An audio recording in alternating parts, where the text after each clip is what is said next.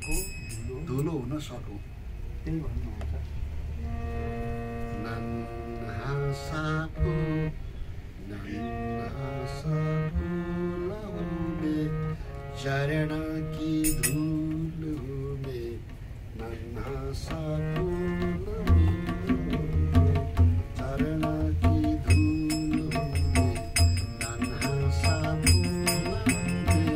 चरण की धूल में नन्हा सा फूल में चरण की धूल में नन्हा सा फूल में चरण की धूल में आया हूँ मैं तो तेरे द्वार पूजा करो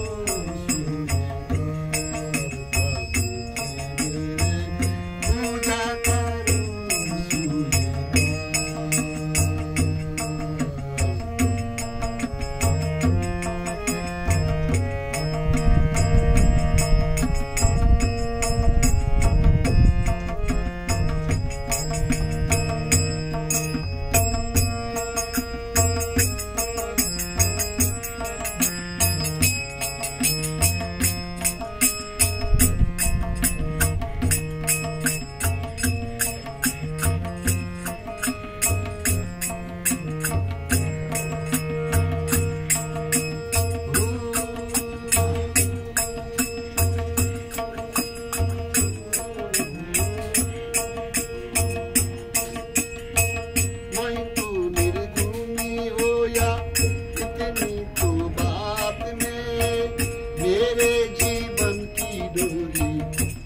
तेरे हाथ में